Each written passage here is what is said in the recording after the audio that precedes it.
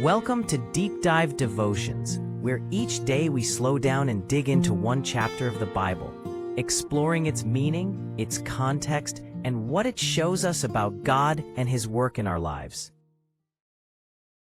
Today's reading is from Leviticus chapter 4. We're going to dig into how God deals with the mistakes we make, specifically looking at the sin offering.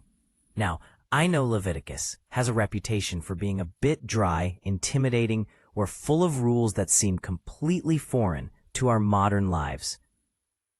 It's easy to get lost in the endless lists of entrails and altars and wonder what this has to do with walking with God today. But if you look closely, this chapter is actually incredibly comforting because it shows us exactly how seriously God takes our guilt and how committed He is to removing it.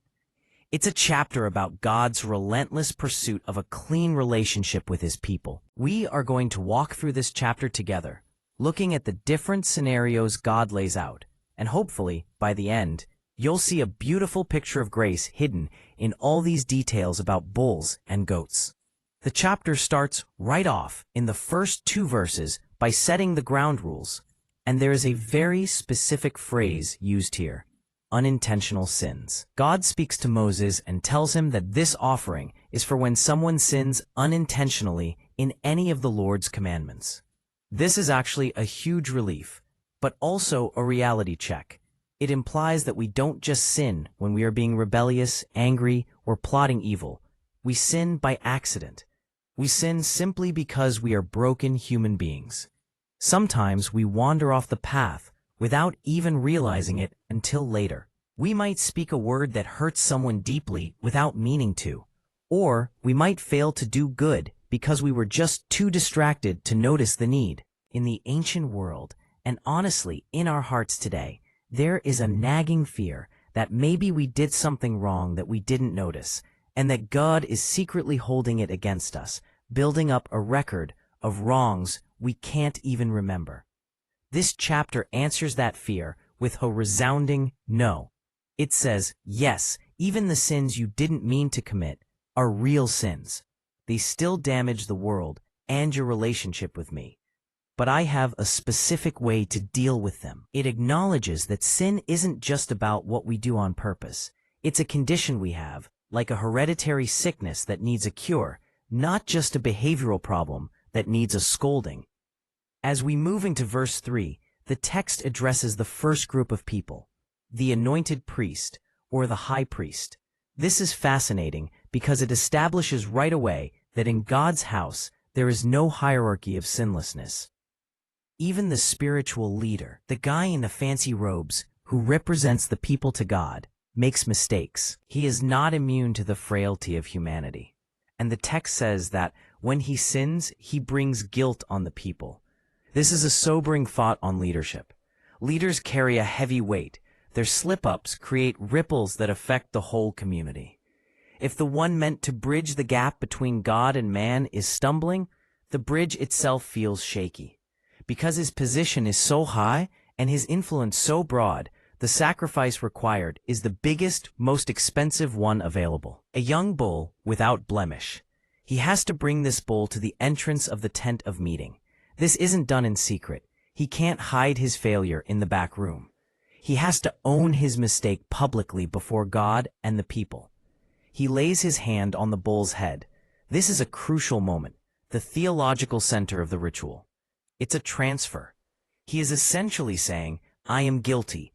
I own this sin, but this animal is innocent. I am transferring my guilt onto this creature so that I can go free. It's the logic of substitution, the innocent dying for the guilty, which is the heartbeat of the entire Bible. From verse 5 through 12, we get the gritty details of what happens next with the priest's offering. He takes the blood into the holy place, that's the tent itself, and sprinkles it 7 times before the veil. That number 7 implies completeness. He is making a perfect cover for his imperfection. He puts some blood on the horns of the altar of fragrant incense. This is interesting because the incense represents the prayers of the people ascending to God. When the priest sins, it's like he clogs up the prayer line.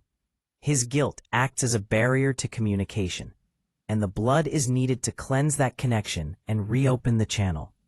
Then, he pours the rest of the blood at the base of the altar of burnt offering outside. Then comes the fat. The text lists specific parts, the fat covering the entrails, the kidneys, the liver lobe. In our modern health-conscious world, we might think of fat as waste, but in ancient culture, this was the reserve of energy, the richness, the very best part of the animal. By burning the fat on the altar, the priest is giving the best, the sweet aroma, back to God. It signifies that despite the sin, the core of the relationship, the best of the worshiper, belongs to the Lord. But here is the really unique part for the priest. The rest of the bull, the hide, the flesh, the head, the legs, everything else, cannot be eaten. It has to be carried outside the camp to a clean place, essentially the ash heap, and burned on a wood fire. It's too charged with the sin of the high priest to be kept close. It has become sin, in a sense, and it must be cast out completely. For us looking back, it's hard not to see a shadow of Jesus here, who the book of Hebrews tells us suffered outside the gate to make the people holy. He took that shame, that rejection, and went to the place of the outcast so we could be brought inside. The scene shifts in verse 13 to the next scenario. What happens when the whole congregation of Israel sins unintentionally? This is a fascinating concept, corporate guilt. Maybe the culture just drifted, or they got a corporate decision wrong, or they allowed an injustice to fester because everyone else was doing it.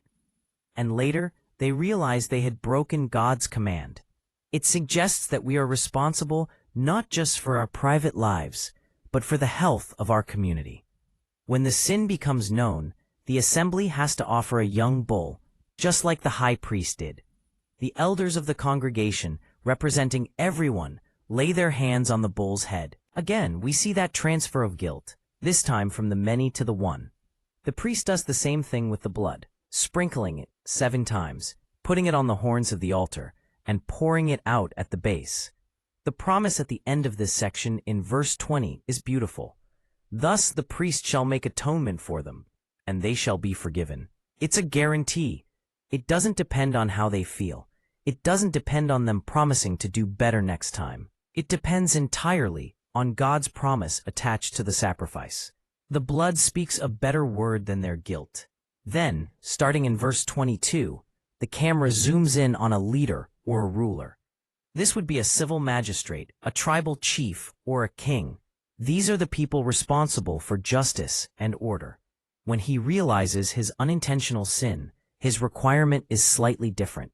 He brings a male goat without blemish. He lays his hand on its head and kills it where the burnt offering is killed. Now notice the difference in the blood ritual here. The priest doesn't take this blood inside the tent to the incense altar. Instead, he puts it on the horns of the altar of burnt offering, the big bronze altar outside, and pours the rest at the base.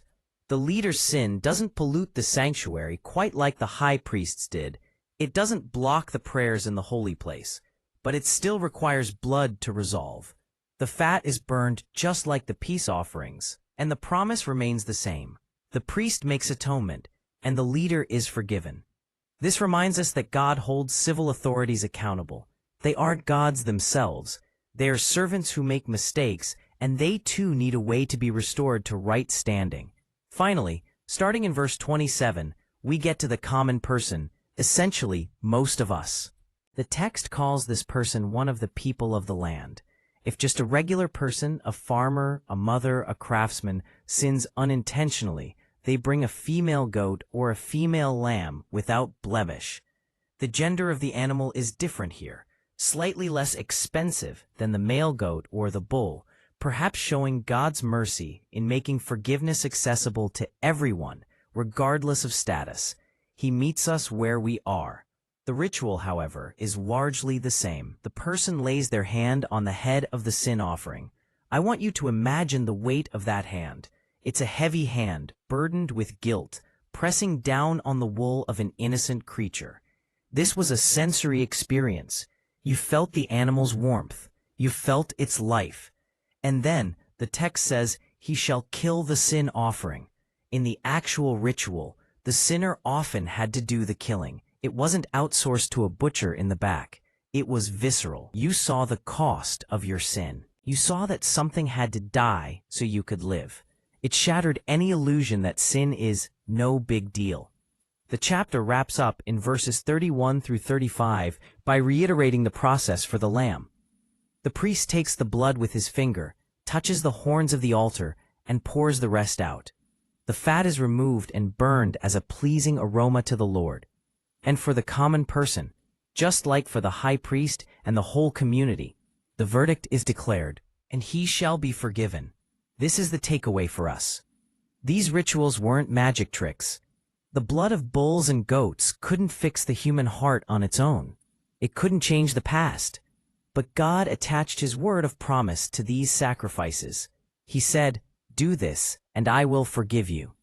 They were looking forward, in a shadowy way, to the ultimate innocent victim who would come later.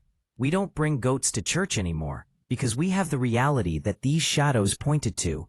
We have the Lamb of God who takes away the sin of the world. But the principle of Leviticus 4 still holds true. Sin is serious. It requires a death to pay for it. A substitute is allowed to take our place. And when God says you are forgiven, you are actually completely 100% forgiven. We can walk out of our tent of meeting today with light hearts, not because we haven't sinned, but because our sin offering has already been made, once and for all. Thank you for joining me today in God's Word. If this podcast has been helpful to you and you'd like to support it, there's a simple option at ko-fi.com/deepdivedevotions. That's ko-fi.com/deepdivedevotions. Whether you support or simply listen, thank you for being part of this time in Scripture. Until next time, may the Lord bless you and keep you.